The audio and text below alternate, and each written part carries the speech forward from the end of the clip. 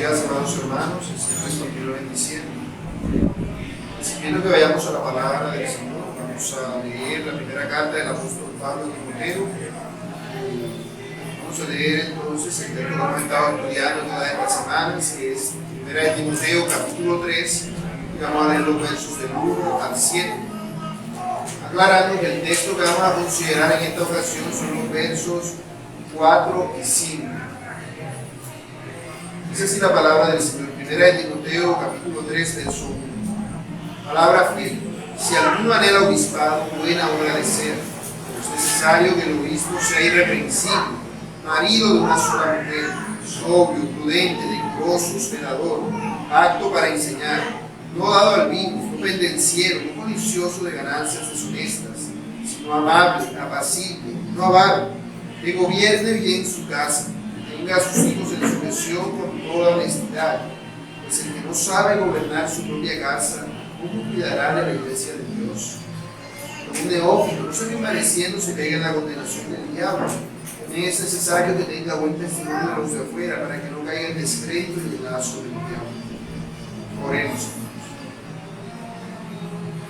Amado Dios y Padre, te damos gracias por tu infinita sabiduría y por tu grande amor. Tú eres santo y sublime, Dios. Te alabamos, te exaltamos, te damos a ti toda la gloria y la honra, Padre. Bendícenos por favor y enséñanos a obedecerte y a servirte siempre. Padre amado, te pido y te ruego que seas tú hablando a nosotros como iglesia en esta mañana, a través de tu santa palabra. Háblanos, Señor, por favor, que no sea yo hablando, sino que seas tú hablando a la iglesia. No permita que las situaciones eternas nos distraigan, sino que tu Espíritu Santo nos ilumine, Señor, que podamos estar todos centrados en la predicación de tu palabra, no solo para escucharla, sino para ponerla por obra y aplicarla a nuestras vidas. Aquí nos encomendamos, amado Padre, en el nombre de tu Hijo, nuestro buen Dios y Salvador Jesús. Amén.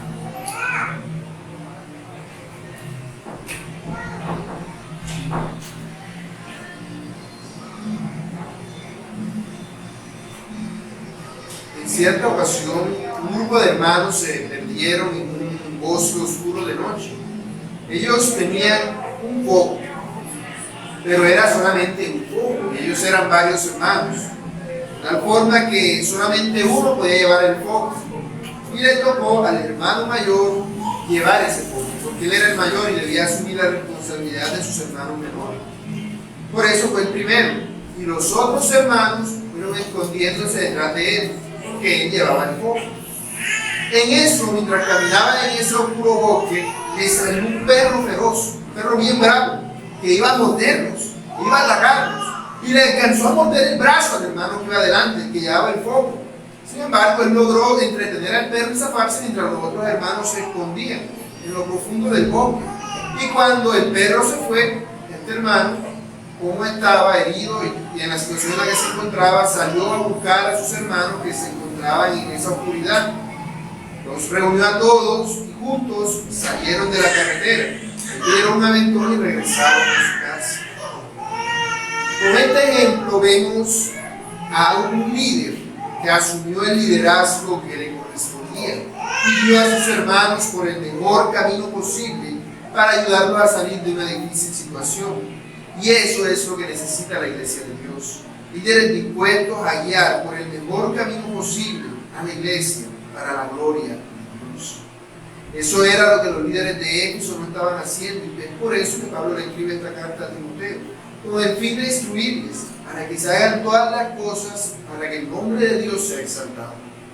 Por esto Pablo le da una serie de instrucciones a Timoteo que tienen que ver con el culto público de adoración, y le explica cómo deben hacerse las cosas en la iglesia, cómo deben hacerse las oraciones y cuál debe ser el rol del hombre y de la mujer. Y también les habla acerca de los oficiales de la iglesia. Y es precisamente hablando de los oficiales de la iglesia de lo que nos encontramos ahora mismo, ¿cierto? Pablo le está hablando a Timoteo acerca de cómo debe ser el pastor, el obispo o el anciano de la iglesia. Hablando en singular, entendiendo que lo ideal es que sean varios.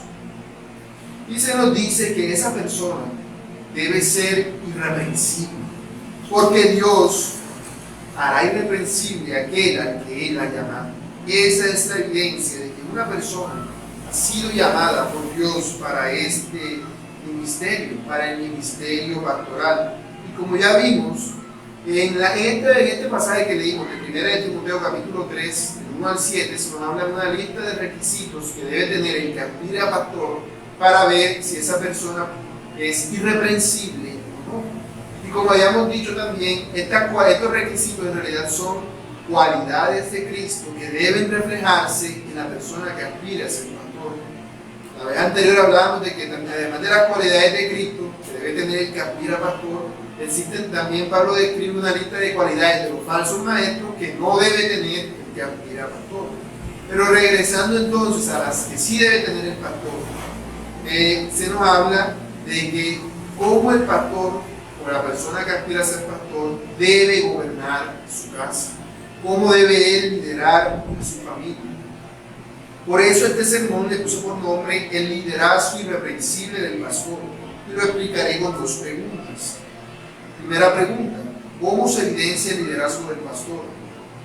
Segunda pregunta, ¿por qué es importante el liderazgo familiar? Veamos la primera pregunta, ¿cómo se evidencia el liderazgo del pastor? Bueno, la respuesta a esta pregunta es bastante obvia si consideramos lo que dice el texto. El liderazgo irreprensible del pastor se evidencia en su liderazgo familiar, es lo que he estado diciendo. Pues eso dice el verso 4. Dice que gobierne bien su casa, que tenga a sus hijos en sujeción con toda honestidad. Esto nos da a entender que el liderazgo de un aspirante a pastor debe ser un liderazgo irreprensible, igual que su carácter. Y esto, según la Biblia, debe hacerse evidente dentro de la propia casa de la persona. Por lo que una iglesia que va a escoger a alguien para que sea pastor de ella, debe evaluar cuál es el liderazgo que ese hombre tiene en su casa, cuál es el liderazgo que ese hombre tiene en su hogar. Dice que gobierne bien su casa. La palabra gobernar significa estar delante, ir de primero, el que va de primero. Como decía el ejemplo, el que va en una fila, el que va de primero delante de todos los demás. Eso es el que gobierna, el que lidera a los otros. Me parece que para este punto nosotros ya tenemos claro que el liderazgo bíblico, o el liderazgo cristiano, o el liderazgo que debe verse en una persona que aspira a ser pastor, ¿qué tipo de liderazgo debe ser? Obviamente no va a ser un liderazgo de aquí yo soy el ungido, aquí mando yo y se hace lo que yo digo. Ese no es el tipo de liderazgo que debe evaluar en una persona que aspira a ser un pastor bíblico, sino que es un liderazgo que debe ser servicial, un liderazgo que no busque enseñorearse sobre los demás, sino que, como dijo el Señor Jesús, quiera hacerse grande entre vosotros, será vuestro servidor. Así que lo que la iglesia debe ver es el liderazgo servicial o bíblico del que aspira a ser pastor, entendiendo que esa persona es cabeza de familia. Cómo esa persona vela cumpliendo su rol en el hogar como esposo y como padre. Si es un liderazgo que es acorde a la Escritura, como lo es. El que quiera gobernar la iglesia deberá gobernar bien su casa. Pero ¿qué es gobernar bien su casa? Bueno, lo primero que nos dice esto es que el esposo y el padre de familia tiene una autoridad que le ha sido conferida por Dios. Y gobernar bien la casa quiere decir entonces que esa persona asuma esa responsabilidad que Dios le dio. Eso es el hombre que Dios, al cual Dios le está capacitando en el liderazgo para que tenga un liderazgo irreprensible. Él debe guiar en su hogar, porque como ya dije, un guía es el que va primero, el que va adelante. Supongamos que, como decía el ejemplo, hay una fila de hombres que van por un bosque lleno de animales salvajes. ¿A quién atacarán primero? A menos que vengan por sorpresa y ataquen por los lados, lo más lógico es que ataquen al que va de primero. Si hay algún tipo de trampa o de peligro, de modo que hay un hueco ahí en la tierra tapado con oro, ¿quién se va a caer en el hueco primero? El que va adelante. Porque él es el que lidera. Y eso es lo que se espera. Porque el que va adelante, entonces, si viene un animal, va a proteger a los que están detrás. detrás. Y si hay algún peligro, alguna trampa, como que se me voy en hueco, yo le aviso a los otros, espérense, que aquí está el hueco. Por aquí no. Yo les advierto por dónde deben ir, porque los estoy cuidando y protegiendo del peligro que les acecha. Eso es lo que debe hacer un líder. Eso es un liderazgo sano. Todo hombre que sea cabeza de familia debe saber que ha sido Dios quien lo ha puesto en esa posición. Pero no para que se enseñoree de ella, sino para que sea responsable por esa familia. Él debe responder ante Dios por esa familia. Por eso es el líder, el cabeza de familia, es el responsable. Y esto parece algo obvio, pero si nos fijamos bien, veremos que en nuestros días escasean hogares así, donde, como dice el himno, el padre es fuerte y fiel y su ejemplo se puede ver. De tal forma que así como el pastor es el que lidera la iglesia y es el que debe tener la mayor irreprensibilidad dentro de la iglesia, el cabeza de familia es el que debe tener la mayor irreprensibilidad dentro de su familia. Y para esto lo primero que necesita esta persona es lo mismo que necesita el pastor para ser irreprensible, es ser marido de una sola mujer. Cuando veíamos esta cualidad de Cristo en el pastor, veíamos que se refiere a que el hombre debe tener un compromiso con su esposa que no se limita solamente al ámbito sensual, de que no le va a ser infiel, sino un compromiso de dedicación hacia ella. Porque imaginemos un hombre que no le es infiel a su esposa, no le es infiel a su esposa, pero no le dedica tiempo nunca, no tiene ni siquiera unos minutos al día para estar con ella. Porque si bien se la pasa ocupado trabajando, después que termine de trabajar, sale por ahí con sus amigos a pasear, a emborracharse, o simplemente hacer algo que de pronto no es pecaminoso, pero descuidando para divertirse, descuidando así su hogar.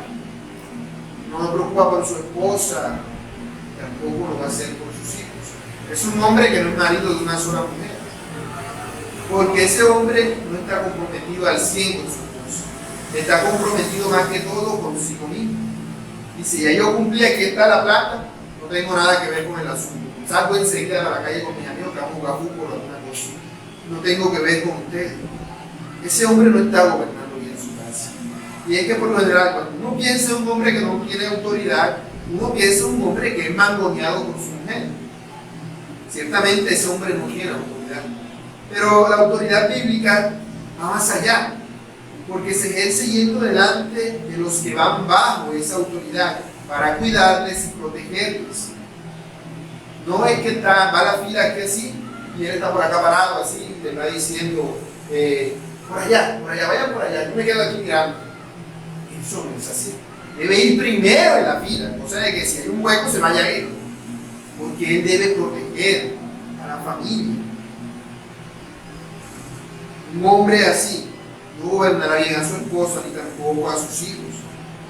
Y es que el que es cabeza de la familia ejerce influencia sobre toda la familia, porque ejerce control sobre ellos, igual que la cabeza ejerce control sobre todo el cuerpo. Le mochan un brazo y ya al hospital me lo curan y quedó sin brazo, pero sí lo tengo, pero se le mochan la cabeza, porque él es la parte vital, es la que se fundamenta todo. Obviamente, si se muere el padre de cabeza de familia, el hogar no va a dejar de existir, pero ya va a ser un hogar sin orden, sin caos. Le va a tocar a la mamá asumir el rol del papá, y eso va a significar un tremendo esfuerzo para ella, y no va a permitir que el hogar se edifique como debiera, porque no tiene la cabeza. El marido, el padre, es el cabeza de la familia y es responsable ante Dios por ellos. Así que el padre debe cuidarse de que lo que haga, lo haga para guiar bien a su familia y no para guiarla mal. No para guiarla mal como hizo Agag, rey de Israel, que no supo gobernar bien su propia casa. Y en su lugar lo que hizo fue que se dejó él, en vez de ser una influencia para su familia, él se dejó influenciar por su esposa pagana Jezabel. Permitió que ella le instaurara lo impulsara a él a adorar a Baal y que encima enseñara a todo el país a adorar a Baal, estableciendo la idolatría en Israel precisamente para agradar a su esposa, porque no quería agradar a Dios, le dio más importancia Y eso también es no saber gobernar bien su casa. Y fue tal esa influencia que él ejerció en hacerlo mal, que cuando él murió, su hijo Ocosías, que fue rey después de él, siguió el ejemplo de su padre y siguió estando bajo la influencia de la madre, siendo él el rey, y anduvo en los mismos pecados de su padre. Leamos este momento en Primera de Reyes, capítulo 22. Primera de Reyes, capítulo 22, versículos 51 al 53. Y una vez leamos el texto, quédense ahí para leer otro texto aquí mismo. Dice Primera de Reyes, capítulo 22, versículo 51. Ocosías, hijo de Acab, comenzó a reinar sobre Israel en Samaria el año 17 de Josafat, rey de Judá, y reinó 2 años sobre Israel, e hizo lo malo ante los ojos de Jehová, y anduvo en el camino de su padre, en el camino de su madre, y en el camino de Jeroboam, hijo de Nabat, que hizo pecar a Israel, porque siguió a Baal y lo adoró, y provocó a ira a Jehová, Dios de Israel, conforme a todas las cosas que había hecho su padre. Padre que no gobierna bien su casa, va a hacer que sus hijos sigan ese mismo camino, porque él va a tener primero en la fila. Si en vez de seguir la fila hacia Dios sigue hacia Baal, sus hijos también van a seguir ese mismo camino. Por eso vemos cómo el cabeza de familia ejerce influencia sobre toda la familia. Y veamos un ejemplo contrario de eso en el mismo capítulo. Primera de Reyes, capítulo 22, pero ahora versículos 41 y 43. Dice: Josafat, hijo de Asa, comenzó a reinar sobre Judá en el 4º año de Acab, rey de Israel. Era Josafat de 35 años cuando comenzó a reinar, y reinó 25 años en Jerusalén. El nombre de su madre fue Azuba, hija de Sitio, y anduvo en todo el camino de Asa su padre, sin desviarse de él, haciendo lo recto ante los ojos de Jehová. Así que el hombre que sabe gobernar bien su casa, ¿qué va a hacer? Una bendición para toda su familia, porque él va a influenciar a su familia por el buen camino. Ahora, entonces la pregunta que uno podría poner es: ¿qué debe hacer un hombre para ejercer esa autoridad que Dios le ha dado? De tal forma que gobierne bien la casa. O sea, ¿cómo hago yo para ejercer esa autoridad? Bueno, lo primero y fundamental es que el cabeza de familia debe proveer para los suyos. Como le dice Pablo a Timoteo más adelante en esta carta: el que no provee para los suyos, mayormente para los de su casa, ha negado la fe, que es peor que un incrédulo. Y la provisión obviamente tiene que ver con cosas materiales, pero no se puede quedar solamente ahí. Como decía hace rato, no es que bueno, yo trabajé, aquí está la plata, coño, no moleste más, yo me voy afuera a jugar fútbol o a beber ron con mis amigos, como hace el mundo normalmente. No, sino que además de proveer para lo material, si es un hombre cristiano, ¿qué debe hacer? Debe proveer para lo espiritual. Debe proveer también para lo espiritual. ¿Con qué? Con la palabra de Dios. Debe ser una influencia en su casa en cuanto a lo que se refiere al estudio de la palabra y a la oración, en cuanto a lo que se refiere a ser un ejemplo de piedad, de tal forma que ese hombre pueda decir como Josué: pero yo y mi casa serviremos a Jehová. Para esto no solamente debe proveer, sino que además debe velar para que toda necesidad, tanto material como espiritual, se provea. Porque ¿qué voy a proveer yo si no sé qué es lo que se necesita? No, que yo compré sal, pero lo que no había era azúcar. Eso no, es una provisión incorrecta. Entonces yo les proveo con televisión todo el día. Sí, lo estás proveyendo. La Biblia, ¿cuándo se la provee? Debes dejar a ver cuál es la necesidad de tus hijos. ¿Qué es lo que está pasando en su vida? ¿Con quiénes andan? ¿Qué es lo que hacen cuando tú no estás allí? Todo eso debe hacerlo un hombre que gobierna bien su casa, para ver cuál es la necesidad, tanto material como espiritual, de su esposa y de sus hijos. Siempre debe estar atento a todo lo que ocurre en su casa y mandar a los que están bajo su autoridad para que se haga todo como agrada a Dios, pero no de una forma déspota. diciendo, bueno, aquí de tal a tal hora lees Biblia, yo por acá, o haces esto. No, no solamente así, porque si solamente lo está haciendo así, sería un tirano, estaría parado por el lado, le estaría diciendo, váyanse por allá, ese es el camino que agrada a Dios, yo veo para acá mirando, hasta que ya no se vea mucho. No, si él va a decirle que deben ir por el camino que agrada a Dios, obviamente debe ir primero en la fila, agradando a Dios en el camino. Él debe ser ejemplo para toda su familia, de todo lo que él dice y enseña. Vayamos un momento a este texto que ya todos conocemos, pero que me parece apropiado.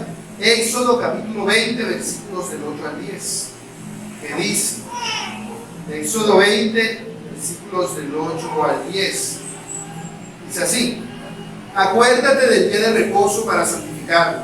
6 días trabajarás y harás toda tu obra, mas el séptimo día es reposo para Jehová tu Dios.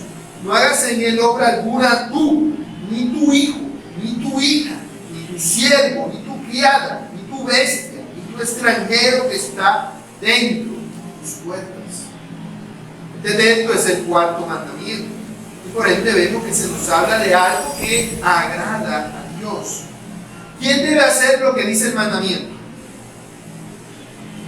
Tú. Dice, ¿no es cierto? Tú. Así que se aplica a todos nosotros, porque todos nosotros somos un tú. Sin embargo, el texto es muy específico en la persona a la que se está refiriendo. Aplicándolo, cae a todos nosotros.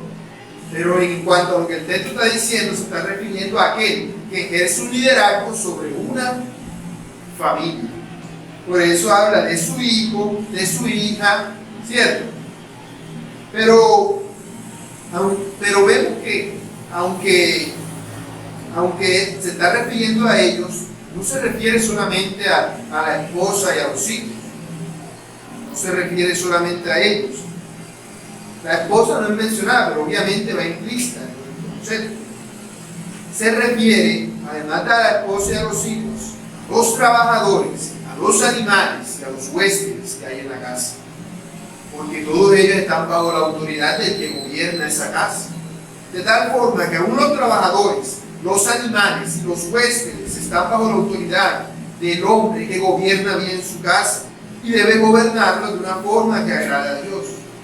En una casa cristiana, donde los trabajadores se atavían de una forma inmodesta, donde los animales dejan sus excrementos por ahí regados, y donde los huéspedes hacen y deshacen a su antojo, es una casa que no se está gobernando bien. No se está gobernando bien. Y esto por poner un ejemplo de tantos posibles que pudiera darse con estas personas, con esta gente que se mencionan aquí. Pero el cabeza de familia debe preocuparse porque aún todos ellos hagan lo que agrada a Dios. Debe preocuparse porque aún los animales que tenga en la casa agraden a Dios. Debe preocuparse porque los trabajadores agraden a Dios y porque los huéspedes agraden a Dios. Esta es mi casa y aquí las cosas se hacen de otra forma, de esta forma. Ustedes pueden de pronto gustarles el rock, pero en mi casa no van a tomar eso. Es mi casa y yo ejerzo autoridad sobre esta casa y ustedes están bajo mi autoridad mientras se encuentren aquí. Y aún por los animales debo delimitarles lo que hacen, porque no puedo permitir que hagan lo que ellos quieran, porque españarían el nombre no solamente mío sino de toda mi casa, de mi familia y por ende de Dios. Y si todo esto es así, obviamente, si una persona ejerce una autoridad bíblica y gobierna bien su casa, gobernando a su esposa, a sus hijos, a sus animales, a sus trabajadores y a sus huéspedes de una forma bíblica, esa persona va a gobernar bien su casa, como ya dije, y se va a aplicar lo que dice aquí, va a guardar el día del Señor, porque no solamente lo va a guardar él, sino todos los que están bajo su autoridad, no solamente el día del Señor, sino todas las cosas. Y esto es lo que la iglesia debe ver un hombre que aspira al pastorado, para ver si su liderazgo es irreprensible o no. El asunto es que la sujeción de los trabajadores, de los animales y de los huéspedes no siempre es evidente. Vas a una casa, de pronto no hay huéspedes, de pronto no tienen animales, de pronto no tienen trabajadores, que es lo más común que ninguna de estas tres, ¿cierto? o por lo menos los animales, que es lo que más comúnmente se ve hoy. Pero estas cosas no siempre demuestran una sujeción clara, puede ser todo fingido. Entonces, para analizar la sujeción o el liderazgo, para analizar el liderazgo bíblico de una persona, ¿qué se debe evaluar? Se debe evaluar la sujeción. Uno podría pensar en la esposa, y sí, la esposa debe estar sujeta y esa sujeción debe ser evidente. Pero como la iglesia es la que va a evaluar eso, podría darse el caso de que si de pronto el hombre tiene alguna mala intención, alguna segunda motivación y la esposa también, podrían ponerse de acuerdo y fingir.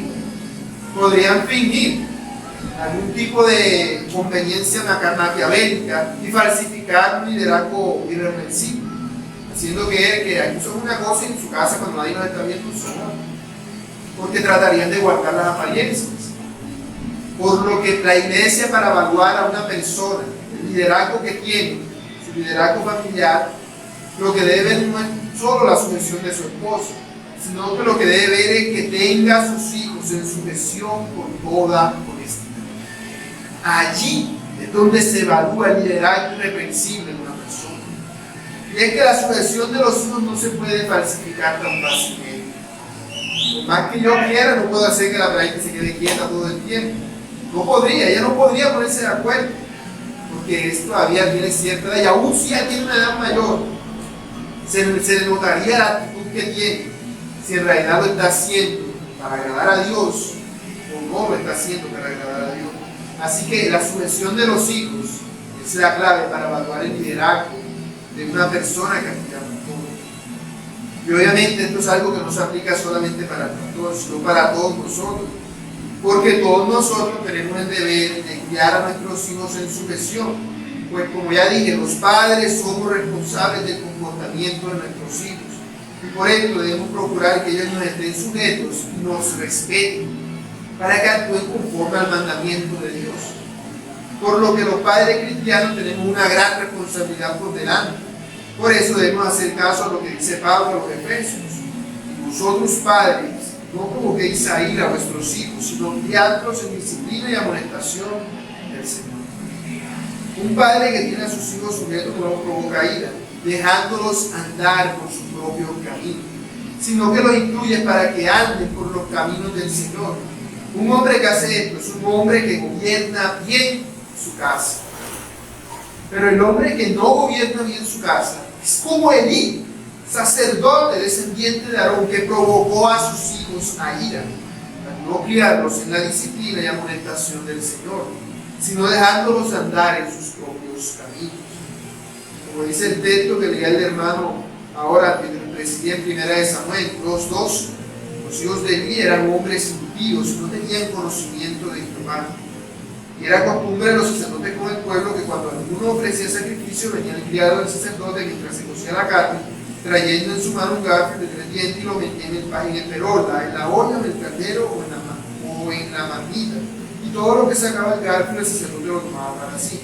De esta manera hacía con todo israelita que venía así. Asimismo, antes de quemar la grosura, venía el criado del sacerdote y decía que sacrificaba, y carne y asar para el sacerdote, porque no tomará de ti carne cocida, sino cruda. Y el hombre le respondía: quemen la grosura primero y después toma tanto como quieras. Él respondía: no, sino dámela ahora mismo, de otra manera yo la tomaré con la fuerza. Era pues muy grande delante de Jehová el pecado de los hombres, porque los hombres menospreciaban las ofrendas de Dios. ¿Qué vemos aquí? Hijos impíos de un hombre que se esperaba que debía ser irreprensible, porque era el sumo sacerdote del pueblo. ¿Qué persona debía ser irreprensible en el pueblo que esta? Pero no lo era, porque sus hijos no eran irreprensibles. Él dejaba que sus hijos hicieran y deshacieran a su gusto, y hacían y menospreciaban las cosas de Dios como ellos querían. No tenían que ver nada con eso, no les importaba, solamente buscaban llenar su propio vientre, buscaban satisfacer los deseos egoístas de su corazón. Y como veremos, y si leemos todo el resto de pasajes de 1 Samuel, capítulo 2, seguiremos leyendo. Por lo menos en el verso 27 veremos que se nos habla de un profeta que Dios manda para reprender a Elí. Y Dios manda al profeta a reprender a Elí, no a los hijos de Elí, que eran los que estaban actuando de esta forma. Porque el problema no solamente era de los hijos, que sí tenían un problema muy grande con Dios, sino principalmente del padre, que dejaba que todo esto pasara. Era un hombre que no sabía gobernar bien su casa, ni la casa de su padre Aarón. Tan grave fue el asunto para Dios, de que los sacerdotes que debían servirle no lo hicieran, que Dios no solamente mató a Elí y a los hijos que tenía, sino que además le puso fecha de caducidad al sacerdocio de Elí y prometió que instauraría un sacerdocio nuevo. Le puso fecha de caducidad y saluda que la razón es precisamente porque no hacían lo que a Dios le agradaba. No eran un sacerdote conforme al corazón de Dios. Y nosotros como cristianos, ¿qué somos? Somos sacerdotes de nuestro Dios y somos sacerdotes de nuestra casa. De tal forma que el hombre que no disciplina y amonesta a sus hijos no solo peca, sino que no ama a sus hijos, porque los está provocando a ira.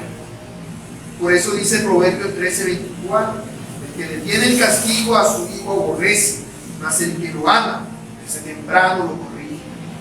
Y esta corrección implica el uso de la vara. Como dice en Proverbios 23:13, no rehuses corregir al muchacho, porque si lo castigas con vara, así que un padre que disciplina a sus hijos no será como Elí, pues tendrá a sus hijos en sujeción.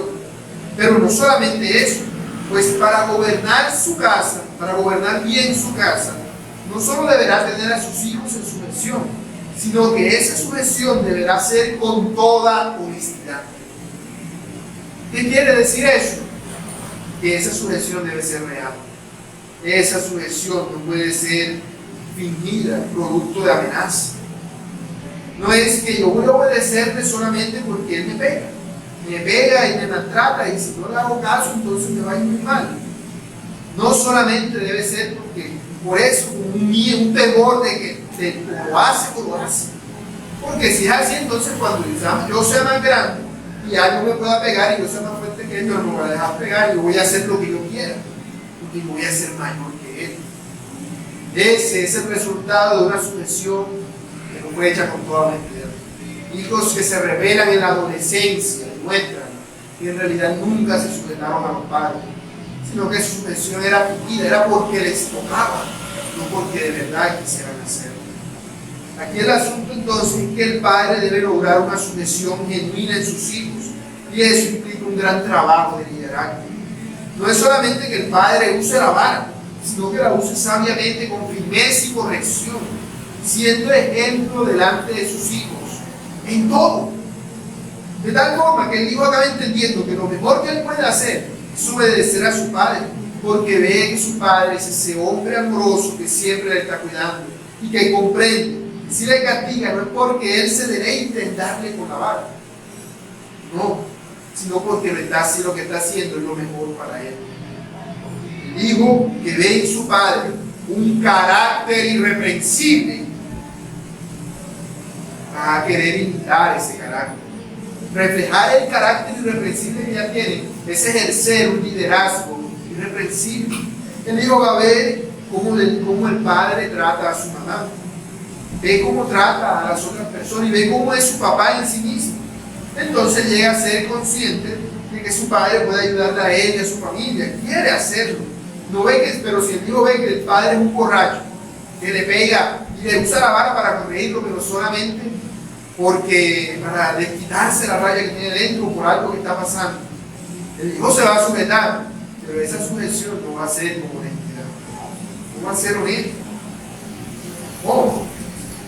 Entonces vemos que lo que debe el hijo ver en el padre es el carácter irreprensible de Cristo.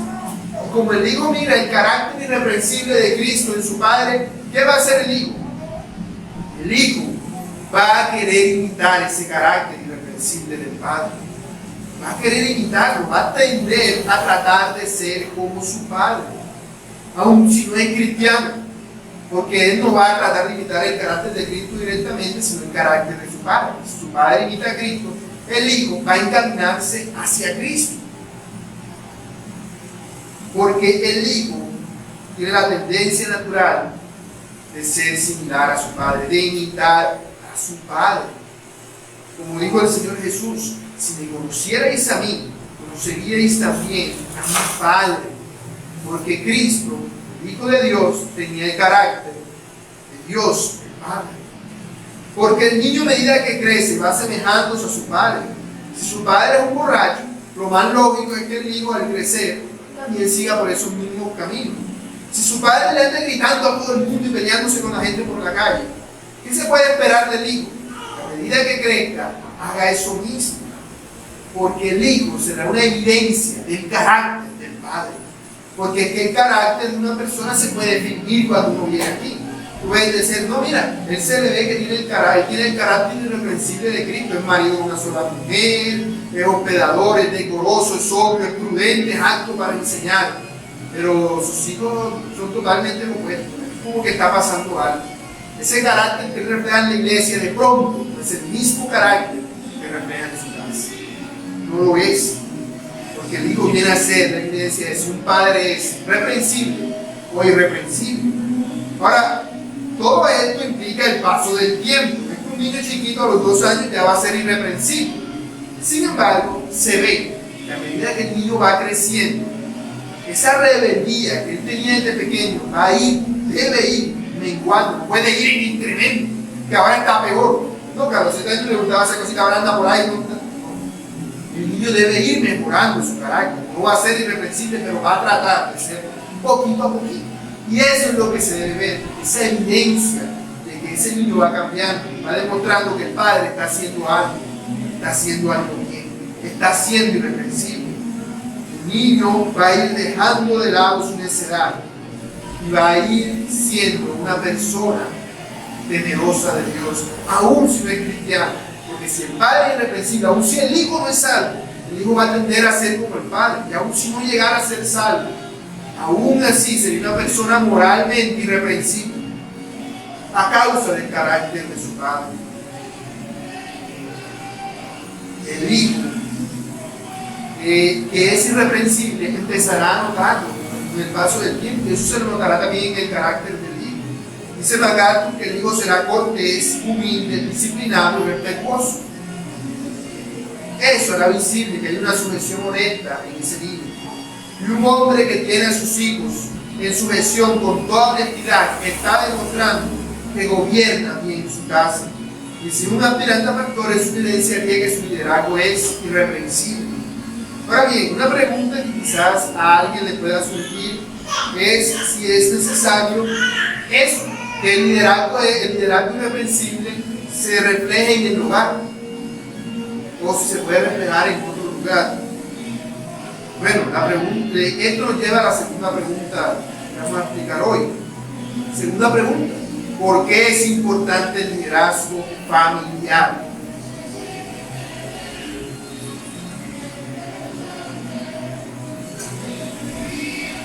¿Por qué es importante el liderazgo familiar? La respuesta a esta pregunta la encontramos en una aclaración en forma de pregunta retórica que el apóstol Pablo hace en el verso 5 diciendo: pues el que no sabe gobernar su casa, su propia casa, ¿cómo cuidará de la iglesia de Dios? Por esto es importante que se refleje un liderazgo familiar en el que aspira a ser pastor, porque es en su casa donde no podrá fungir si es irreprensible o no, de una forma que podríamos decir infalible. Es la prueba definitiva que Dios ha establecido. Aquel hombre que lidera bien su casa, que gobierna bien su casa, va a gobernar bien la casa de Dios. Cuando Dios creó al hombre en Edén, también le creó una compañera y le mandó a que se reprodujera y llenara la tierra de toda clase de seres humanos. Y todos los que vendrían después de él deberían imitar ese patrón de tomar una esposa y reproducirse para llenar la tierra. De que cada hombre, por su rol, es el diseño por su rol, que se evidencia en el diseño que Dios le dio, debe encargarse de liderar su hogar. Por lo que es parte del propósito de Dios que cada hombre sea líder de su casa, como cabeza de familia. Es parte del propósito de Dios que cada hombre, a menos que exista algún motivo válido, procure casarse, que tener una familia, que tener un hogar. ¿Y esto qué tiene que ver con la iglesia? Bueno, Efesios 2:19 nos dice que los creyentes somos parte de la familia de Dios. Es decir, todos nosotros, como hermanos en Cristo que somos una sola familia. Y esta familia, como toda familia, tiene un cabeza de familia. Ese cabeza de familia es Cristo. Pero Cristo es cabeza de familia, entendiendo que la familia es la iglesia universal. Pero la iglesia universal está conformada por pequeñas iglesias locales. Y por eso Cristo ha instituido pastores en cada iglesia local, porque estos deben reflejar a Cristo, que es el cabeza de familia, de tal forma que el pastor viene a ser cabeza de familia en la iglesia local. Y por esto es que él debe tener un liderazgo irreprensible en su familia, en su hogar. Como la iglesia es una familia, la iglesia funciona como una familia. Todos somos hermanos los unos de los otros, pero Cristo es el hermano mayor, y el pastor de la iglesia local es el hermano mayor para nosotros que le siga a Cristo. Es decir, si Cristo es el primero, él sería el segundo y nosotros seríamos los que vienen después. Y Cristo quiere lo mejor para nosotros como iglesia. Por eso es que él exige que el que va a representarle en la iglesia tenga un liderazgo irreprensible.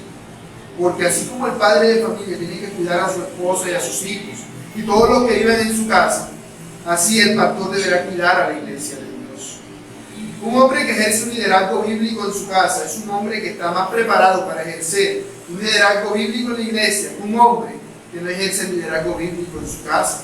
Porque no se aprende a ser un líder irreprensible en un seminario ni en ningún otro tipo de lugar instructivo, sino que es la casa donde se hacen las prácticas. Cuando estamos en la universidad que hacen las prácticas, es en la casa donde se hacen las prácticas para ejercer el ministerio pastoral. De hecho, es precisamente en el hogar que el carácter de un hombre es formado. Porque por más que uno quiera, cuando uno no tiene una familia que cuidar, vive más relajado, por así decirlo. Porque aunque es útil y ayuda con las cosas de su familia, no tiene una responsabilidad absoluta o mayor sobre la familia. Tiene una responsabilidad de colaborador, de contribuidor, pero no de gobernador. Un hombre soltero tiene responsabilidades, sí, pero esas responsabilidades no son las mismas que tiene un hombre casado. El soltero tiene deberes que cumplir, pero tendrá más libertad para cumplir lo que el casado. El casado carece de libertad para cumplir sus responsabilidades, de tal forma que debe cumplirlas sí o sí, no tiene de otra, nadie más lo va a hacer. No puede andar esperando que alguien más lo haga. Por poner un ejemplo de tantos casos posibles, un soltero puede trabajar y si no le gusta el trabajo por X o Y razón, porque de pronto lo tratan mal, lo humillan, alguna cosa, pero vive en su casa con su padre, él puede darse el lujo de decir, no, yo renuncio a este trabajo, yo aquí no aguanto, porque él sabe que sus papás no lo van a dejar morir de hambre. Y él puede seguir contribuyendo de otra forma mientras consigue un trabajo que sea más apropiado, un trabajo que sea mejor. Pero el casado no puede darse el lujo de decir, yo renuncio, simplemente porque no me tratan como yo quiero. Porque entonces, ¿qué va a pasar con los que dependen de él? ¿Qué va a pasar con su esposa y con sus hijos? No va a ser tan sencillo. No puede darse el lujo de decir, bueno, voy a estar unos meses sin trabajo mientras consigo uno mejor. Tiene que conseguir el otro mientras sigue en el que está. O sea, tiene que esforzarse el doble. El que no tiene hijos puede tener mucho trabajo que hacer, sí. Pero aunque haya trabajado bastante, si ella considera, no, yo estoy mucho, voy a tomarme un descanso en un momento tal, ¿no? Tengo que hacer esto, esto y esto, pero yo voy a cuadrar y organizarme, entonces descanso por ahí como a las 6. Es casado, si tiene hijos, probablemente si son pequeños, no puede decir ahora va a descansar, porque va a tener que estar pendiente de sus hijos. Él puede hacer un plan y entonces los niños salen con otra cosa. Y hasta allí le llegó el plan de descanso que tenía de tal forma que no descansa cuando quiere, sino cuando tiene la ocasión. Entonces vemos que existe una carga mayor, un nivel mayor de responsabilidad sobre una persona casada que sobre una soltera. El soltero, si se enferma y vive con su padre, puede darse el lujo de quedarse en la casa y descansar. y si no vive con los padres y aún así necesita conseguir el alimento, puede trabajar, pero esforzándose no tanto, porque solamente necesita el sustento para el mismo. Pero el casado, aunque esté enfermo y tenga lo que tenga, tiene que salir a buscar el pan, el sustento de su familia. Porque no porque esté enfermo, entonces la comida va a llegar mágicamente a la casa. Tiene que buscar la manera, sí o sí, de proveer para los suyos. Y es que entonces el que tiene una familia tiene una mayor cantidad de responsabilidades que el que no la tiene. Y eso le enseña a ser responsable. Y si es cristiano y va a querer agradar a Dios, que es lo que se espera de un cristiano, procurará agradar a Dios de tal forma que no solamente va a procurar cumplir sus responsabilidades, sino que va a procurar cumplirlas de la mejor forma posible para dar gloria a Dios. Y eso es lo que se requiere de un hombre que cuide de la casa de Dios, que nunca deje de cumplir sus responsabilidades sin importar cuál sea la situación, porque sabe que ha sido Dios el que lo ha puesto en esa posición, porque Él sabe que Dios lo ha puesto allí para que Él cuide a sus hermanos, para que Él se preocupe por ellos como lo hace Cristo. No puede dejar a sus hermanos padecer necesidad porque son sus hermanos y Él debe cuidarlos. De hecho, la palabra cuidar que aparece en el verso solamente es utilizada otra vez en la Biblia y es en Lucas 10:35 y en el mismo pasaje otra vez, pero en ese mismo pasaje es el pasaje del buen samaritano. Se nos dice que el buen samaritano, cuando se encontró al hombre, él cuidó de él. Allí es cuando se utiliza esa palabra. El buen samaritano no tenía la responsabilidad de cuidar a ese hombre. Sin embargo, cuando lo encontró, vendó sus heridas, le echó aceite y vino, lo puso en su caballo, lo llevó al mesón, pagó por todos sus gastos y lo cuidó. O sea, no se nos dice que este hombre haya recibido nada a cambio por haberlo hecho. No recibió ninguna recompensa. Y si la recibió, él no la estaba buscando. Sino que lo que hizo, lo hizo porque era acorde a su sentido de responsabilidad. Ese sentido de responsabilidad es lo que se espera en una persona que ha de liderar o ha de gobernar la casa de Dios. Porque debe tener una responsabilidad aún si nadie se preocupa por él. Si nadie se preocupa por él. Porque eso es lo que haría Cristo. Y obviamente el pastor no puede ser real. Debe imitar a Cristo. El pastor que tenga un hogar bíblico tendrá una iglesia bíblica. De tal forma que si su familia se sujeta a él a causa de su liderazgo servicial, la iglesia también lo va a hacer. Porque verán que será ejemplo de todo lo que él está enseñando o diciendo. Y es que el pastor debe ser en la iglesia como es en su casa. Porque existe una obvia correlación entre ambas familias. Pues así como el pastor debe gobernar bien su casa, también debe gobernar la iglesia, que es casa de Dios. El pastor es administrador de la iglesia, así como lo es de su propia casa.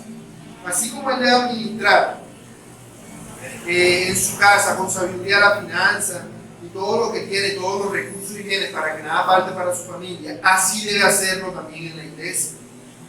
Así debe organizarlo todo en la iglesia. Debe estar atento a las necesidades de la iglesia. Debe procurar proveer para suplir esas necesidades espirituales que haya en la iglesia.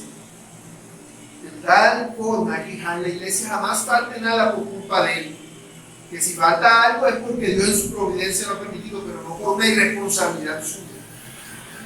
Así como conoce las necesidades de su esposa y sus hijos y provee acorde a ello el alimento apropiado para cada uno, así también debe proveer el alimento espiritual apropiado en la iglesia del Señor. De tal forma que él debe estar atento que todo lo que se enseñe en la iglesia, todo lo que se haga, dé gloria a Dios. En Lucas 11:11, el Señor Jesús dice lo siguiente: ¿qué padre de vosotros, si su hijo le pide pan, le dará una piedra? ¿O si pescado en lugar de pescado le dará una serpiente? ¿O si le pide un huevo le dará un escorpión? Y él lo habla para referirse a que debemos pedir por el Espíritu Santo. Sin embargo, algo que podemos entrever de esto que se acabé de leer es que si un hijo le pide a su padre pan, entonces el padre no necesariamente va a tener que darle pan, porque el hijo no necesariamente sabe lo que quiere, porque el pan podría estar dañado y el hijo no saberlo y hacerse daño a sí mismo.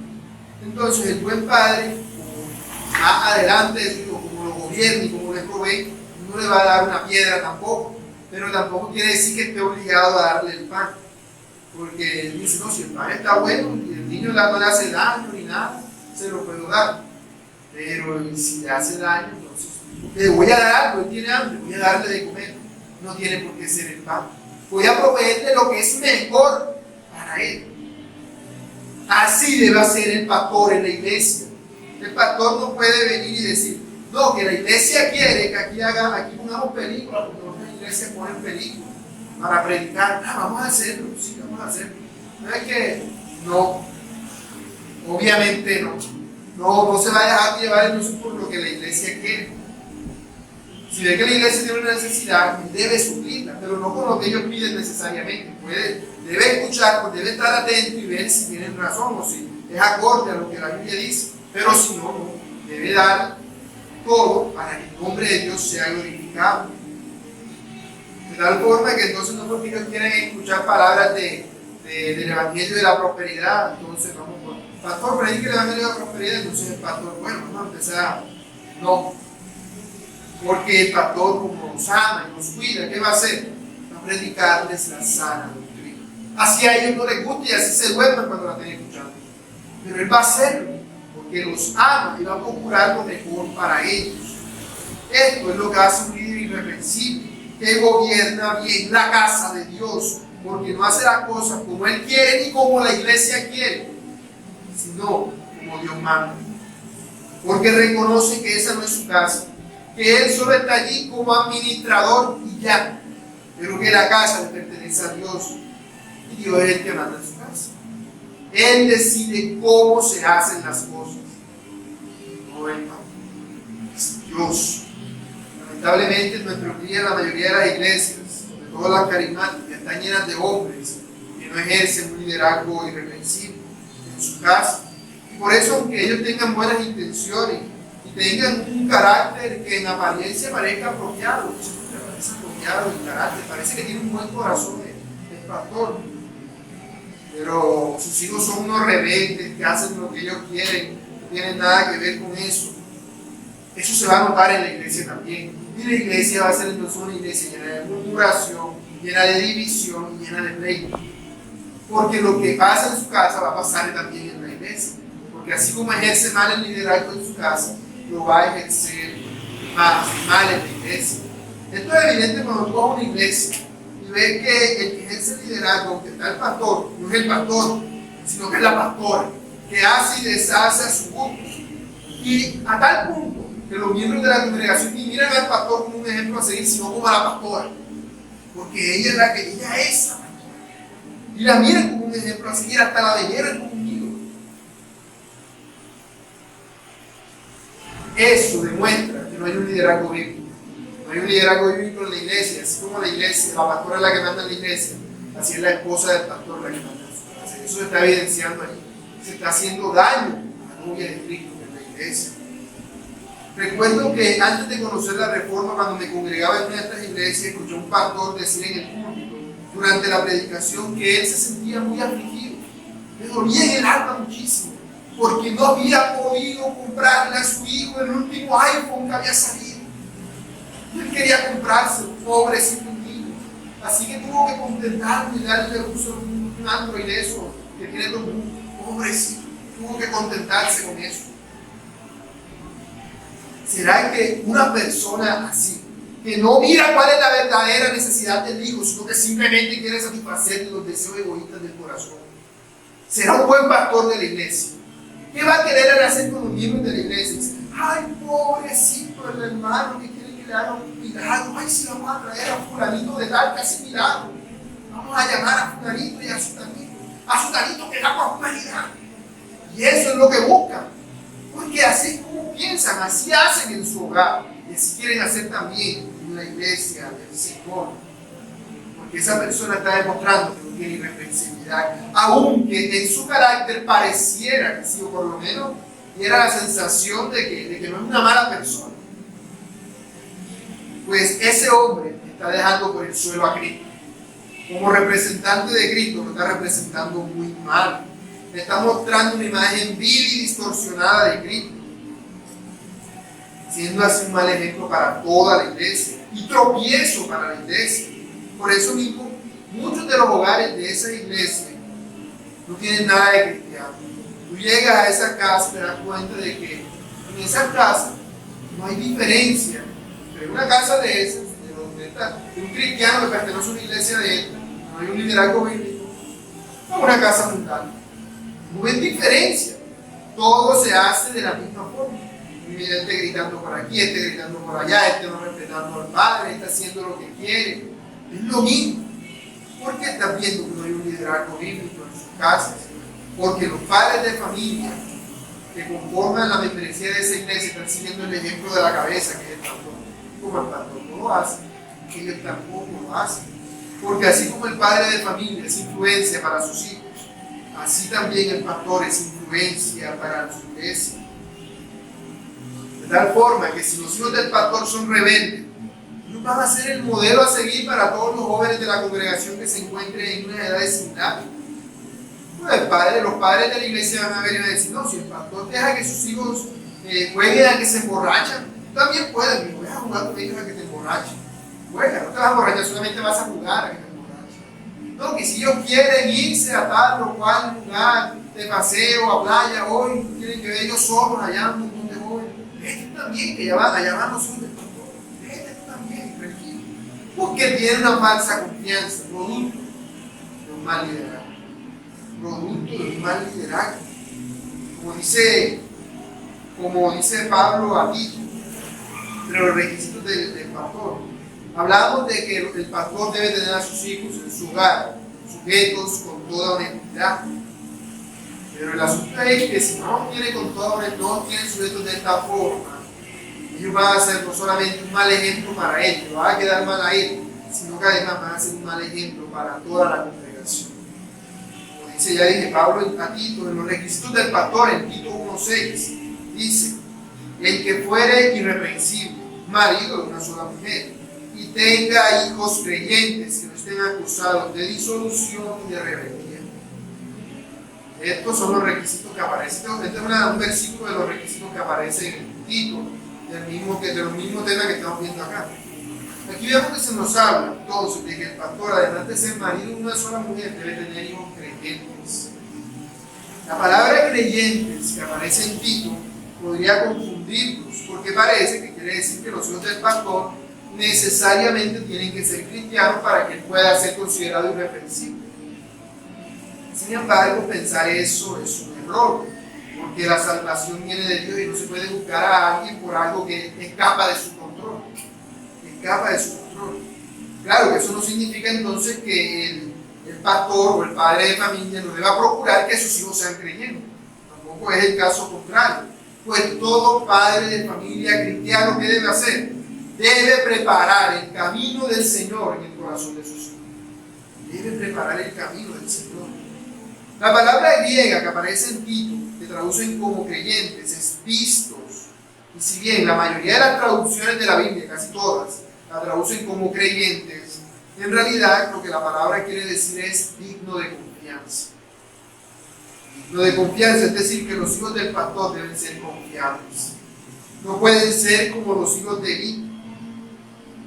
No, deben comportarse de tal forma que se pueda confiar en ellos, aún si ellos no son creyentes. Obviamente, cuando hablaba de la honestidad y decía que esto es algo progresivo, acá también, o sea, la confianza, el hecho de que los hijos sean dignos de confianza, debe ser algo progresivo en los hijos a medida que van creciendo. Un hijo confiable no es un hijo como Absalón, que aprovechó la confianza de su padre para planear una rebelión en su contra y que evidenció que andaba en disolución. Disolución significa libertinaje. El hijo del pastor no puede ser un disoluto, un libertino, porque eso sí descalificaría automáticamente al pastor como irreprensible. Y el pastor, habiendo aprendido a tener hijos en sujeción con toda honestidad en su casa, por medio de sus ejemplos santos y amorosos, también podrá inducir una sujeción honesta por medio de un ejemplo santo y amoroso de los hermanos y miembros de la congregación. Ahora, el hecho de que hay un hermano disoluto en la iglesia, un hermano rebelde en la iglesia, eso no descalifica al pastor como irreprensible, porque lo que se evalúa es el hogar del pastor, no la iglesia. Pues, aunque son semejantes, porque estamos haciendo una comparación, no es la misma autoridad. La autoridad que tiene el padre de familia en su casa no es la misma que tiene el pastor en la iglesia. Es similar, sí, o es la misma. En la casa, el padre tiene una autoridad mayor que la que tiene el pastor en la iglesia. Además, a los miembros de la iglesia, el pastor los recibe con todo lo que ellos trajeron del mundo. Pero a los hijos, por lo general, él los cría desde que nacen. O sea, los reciben blanco, totalmente limpiecito, para tratar de eliminar el pecado que ellos solitos ya reciben. Pero es obvio que un pastor que gobierna bien su casa, no tiene hijos ni disolutos ni rebeldes, tiene más posibilidades de guiar por el buen camino un hermano descarriado que uno que no lo tiene. Tiene más posibilidades entonces este hombre. Pues si el pastor no tiene autoridad en su casa, tampoco la tendrá en la iglesia. ¿O con qué cara va el pastor a molestar a una hermana que se atavía de forma indecorosa? Si su esposa también se atavía de forma indecorosa. ¿Cómo podrá un pastor amonestar a una hermana que está dejándose enamorar de un no cristiano si sus hijas tienen novio mundano? ¿De qué forma amonestará a un hermano por ser un pendenciero si sus hijos viven bajo su mismo techo, son unos pendencieros? No puede. ¿Con qué autoridad va a hacerlo? Y es que la familia del pastor también descalifica al pastor en la medida de que el pastor sea como Elí y no haga nada al respecto sobre la rebeldía de sus hijos. Y esto es a tal punto que aun si un hombre bíblico conoció a Cristo a una edad en la que ya había cometido muchos errores de liderazgo en su familia y las consecuencias de ese liderazgo ya no se pueden recuperar, ese hombre puede llegar a ser miembro de la congregación, pero pastor no, porque ya la rebeldía de sus hijos lo descalifica por completo. Así él ahora se ha transformado y refleja el carácter irreprensible de Cristo. Eso sería también un gran problema, por ejemplo, para un hombre divorciado que haya tenido hijos en un matrimonio anterior, antes de ser cristiano, porque no tendría una autoridad bíblica sobre sus hijos, y eso le impediría a él ser irreprensible. Y aquí quiero aclarar algo, y es que todo esto que he dicho podría llevarnos a suponer que el que aspira a ser pastor debe ser un hombre casado y con hijos.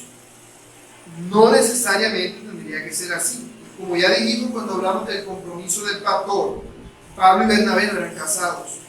Lo que ocurre es que lo normal en ese tiempo es que el que aspiraba a pastor ya era un hombre casado y con hijos de edad. De hecho, lo que se acostumbraba es que era un hombre que ya tenía cierta edad, ya era un hombre mayor. Aún los hijos ya eran mayores. Por eso hablaban de ancianos, porque esos eran los ancianos del pueblo de Israel, las personas de mayor edad. Supuestamente los más sabios los que dirigían al pueblo. Supuestamente los más sabios los que habrían de dirigir entonces a la iglesia. Porque la edad presupone madurez. Sin embargo, como veremos el próximo domingo, si el Señor lo permite, la edad no necesariamente es garantía de madurez. Si no, pregúntenle a Timoteo, porque por eso la atacarían, por su edad. Sin embargo, esto supondría entonces, aunque no descalifica, o sea, no, el hecho de que una persona sea soltera no evita que pueda ser pastor, supondría un problema para la iglesia que lo quiera nombrar como pastor. Porque entonces el hombre soltero debería demostrar de otra forma lo que podría demostrar con su familia. Entonces yo considero que sí se puede. Un hombre soltero llega a ser pastor de la iglesia, pero que la iglesia tendría que definir de qué manera ese hombre va a demostrar ese liderazgo familiar que debe verse en el pastor. Porque como ya dije, el carácter puede ser uno aquí y otro en la casa. Aún el de una esposa se podría llegar a falsificar bajo algún tipo de circunstancia maquiavélica. Entonces la iglesia tendría que tener su forma de evaluar esto, porque como dicen acá, los guías espirituales deben ser guías de éxito en la familia, sí o sí, no hay de otro. Esto quiere decir que el soltero entonces tendría que ser un éxito en la familia aunque no tenga esposa e hijos, porque ese es el requisito de reprensibilidad que fue. Y el pastor sí o sí tiene que saber gobernar bien su casa. Pablo no estaba casado, pero Timoteo era su hijo en la fe y era como un hijo verdadero para él, al igual que otros hermanos a los cuales Pablo había instruido. Él estaba ejerciendo un liderazgo en ellos que era evidente para todos. Así que aunque él y Bernabé no eran casados, aún así era evidenciable ese liderazgo familiar en ellos. De hecho, aunque Pablo no empezó a evangelizar, apenas se convirtió. Se habla de que pasaron muchos años, entre 10 o 15, desde que Pablo fue convertido hasta que él empezó la obra misionera. Entonces vemos que el hombre que vaya a gobernar la iglesia debe saber gobernar bien su casa, porque ha de representar a Cristo. Así como lo representa en su casa, debe representarlo en la iglesia. No como si fuera un rey mandando a todo el mundo, sino como un imitador de Cristo, el cual vino para servir y dar su vida en rescate por muchos. Aplicaciones. Hermanos, me parece que es claro que así como el pastor debe tener un liderazgo irreprensible en su familia, así también cada uno de nosotros, que es cabeza de familia, debemos asumir el reto de tener un liderazgo irreprensible en nuestras casas. Cada uno de nosotros debemos procurar gobernar bien nuestras casas de tal forma que aún si no somos cabeza de familia, nos preparemos para que cuando lo seamos podamos gobernar bien nuestras casas. Eso quiere decir que no podemos descuidar nuestros hogares por ningún pretexto. Como algunos cristianos de algunas iglesias que por servir en X o Y ministerio descuidan su casa. Se la pasan todo el día en la iglesia, van todos los días a la iglesia y la casa no tiene nada que ver. Eso es precisamente lo contrario, porque están demostrando al hacer eso que están descalificados para servir en algún ministerio en la iglesia, porque están descuidando su ministerio principal, que es su esposa, sus hijos. Así que en lugar de todo eso, nosotros debemos ser ejemplo en todo lo que decimos de la palabra de Dios con nuestra familia, para que ellos, aún si no conocen al Señor, puedan llegar a conocerlo. La esposa debe estar sujeta, no porque le toca, sino porque reconoce el compromiso y el amor de su esposo para con ella. Y los hijos deben tener una sujeción honesta, no producto del miedo, sino producto del amor. Un amor incondicional que está dispuesto a sacrificarlo todo por su bien, bajo una disciplina bíblica, de tal forma que el Padre refleje para con sus hijos el amor de nuestro Padre Celestial para con nosotros. Sin embargo, esto no es nada sencillo. Como dice Proverbios, en el caso de los hijos, la necedad que está ligada en el corazón del muchacho. Si ya de por sí es una lucha producir una sujeción bíblica en una esposa piadosa, ¿cuánto más difícil no será con los hijos que nacen impíos? Pues ellos no nacen siendo cristianos, nacen mundanos. Deben conocer a Cristo también. Pero así es el deber de todo cabeza de familia, producir en los hijos una sujeción honesta. Y para ayudarnos con esto voy a leerle 4 claves que da el pastor John MacArthur para lograrlo. En primer lugar, para producir una sujeción honesta, MacArthur dice: un padre debe ejercer la autoridad que hace que los hijos sepan que es aconsejable obedecer. La desobediencia debe afrontar de inmediato las consecuencias negativas. Proverbios 13:24 dice: el que detiene el castigo a su aborrece, mas el que lo ama desde temprano lo corrige. No es que el padre le dice a su hijo: recoge los juguetes, y el hijo dice: ya voy. Y otra vez tiene que decir el padre: recoge los juguetes, ya voy. ¿Qué recoge? No. A la primera debe recibir disciplina. A la primera desobediencia. En segundo lugar, MacArthur dice: un padre debe tener suficiente sabiduría para lograr que la obediencia sea para sus hijos algo natural y lógico. La autoridad no debe ser arbitraria, sino moderada con sensatez. Los hijos no deben desafiar la autoridad del padre, sin embargo, deben entender por qué se espera de ellos que se comporten de determinada forma. Es decir, si el hijo desobedece al padre, el padre debe disciplinarlo.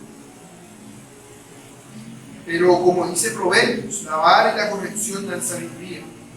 No es solamente la vara, la corrección también debe ir acompañada, la vara y la corrección. El hijo debe ser consciente, debe entender por qué se le está disciplinando. En tercer lugar, dice MacArthur, el padre debe demostrar un amor que logre que haya deleite en la obediencia. Los hijos deben ser motivados a obedecer, porque ellos no quieren que el íntimo amor de su relación con él sea estorbado. El padre no puede entonces relacionarse con sus hijos solamente cuando los va a disciplinar ya, sino que él debe tener una relación íntima de amor con sus hijos, de tal forma que él todo el tiempo les esté demostrando que les ama. Pues esa es la relación que Dios tiene con nosotros. Al hacer eso, entonces el hijo no va a querer perder esa relación con su padre y va a esforzarse entonces por agradar a su padre. En cuarto lugar, dice MacArthur, un padre debe ser capaz de convencer a sus hijos de la urgencia, prioridad y privilegios de la salvación y la obediencia a la palabra de Dios. Y por eso es importante que existan los devocionales familiares, porque así como la iglesia es una familia, la familia es una iglesia en la cual el padre es el pastor y los primeros a los que debe evangelizar son a su esposa y a sus hijos. Ahora, todo esto se aplica para los que somos cabezas de familia, pero ¿qué hay de los que no son cabezas de familia? Si tú no eres cabeza de familia, déjame decirte que aún así debes demostrar un liderazgo irreprensible en tu casa. ¿Y cómo se supone que vas a demostrar un liderazgo irreprensible con los que tienen más autoridad que tú? Bueno, recuerda lo que dijo el Señor Jesús: el que quiera hacerse grande entre vosotros será vuestro servidor. Así que debes servir a tus padres, abuelos, tíos, hermanos, primos, etc., como lo hacía Cristo, de forma irreprensible. Por eso dice Efesios 6:1: hijos, obedeced en el Señor a vuestros padres, porque esto es justo. Por eso dice en 1 Pedro 3:1: asimismo, vosotras mujeres, estad sujetas a vuestros maridos, para que también los que no creen a la palabra sean ganados sin palabra por la conducta de sus esposas, considerando vuestra conducta casta y respetuosa. Porque los hijos y las esposas que se sujetan están demostrando que tienen el mismo carácter de Cristo, que se sujetó en obediencia al Padre, sirviéndole. Y eso es otra forma, o es la forma de ejercer un liderazgo irreprensible, mediante el servicio. Así también cada uno de nosotros en la congregación debemos sujetarnos a nuestros pastores y líderes bíblicos como al Señor, porque nosotros somos parte de esta familia y son ellos la cabeza que Cristo ha puesto como representante suyo en nuestra iglesia local.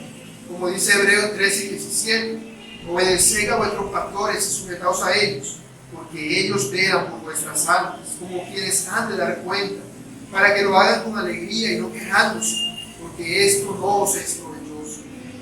Y es que todos nosotros, hermanos, somos eso, hermanos, y como tales hemos de sujetarnos unos a otros en el temor del Señor, según nos corresponde en la posición que Dios nos ha puesto. Porque debemos considerar que nuestra hermandad en Cristo es el vínculo más fuerte que nosotros tenemos con Él. Fíjense que el Señor Jesús, cuando su madre y sus hermanos fueron a visitarlo, dijo a los que estaban con Él: mi madre y mis hermanos son los que oyen la palabra de Dios y la hacen. Eso quiere decir que si bien los vínculos de padre, madre, hijo, hija, hermano, hermana son muy importantes, no dejan de ser la sombra de un verdadero vínculo que es aún más importante. Es el vínculo que nosotros tenemos con Cristo y el vínculo que tenemos entre nosotros como hermanos en Cristo. Ese vínculo debiera ser para nosotros el más importante, para que así, teniéndolo presente, podamos sujetarnos bíblicamente. Esto es tan así que aun cuando un hombre se casa, se vuelve uno con su mujer, dice la palabra. Pero cuando su mujer muere, ¿qué pasa? Ese vínculo desaparece. De tal forma que si yo me llevo a morir, mi esposa quedaría libre, ya no sería mi esposa. Pero mis hermanos en Cristo seguirían siendo mis hermanos en Cristo. Ese vínculo va a perdurar aún más allá de esta vida.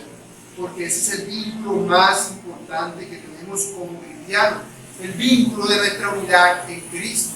Y para que exista unidad, debe existir una cabeza. Debe existir una cabeza. Por eso Cristo oró diciendo: mas no ruego solamente por esto, sino también por los que han de creer en mí por la palabra de ellos, para que todos sean uno, como tú, oh Padre, en mí y yo en ti, que también ellos sean uno en nosotros, para que el mundo crea que tú me enviaste. Oremos.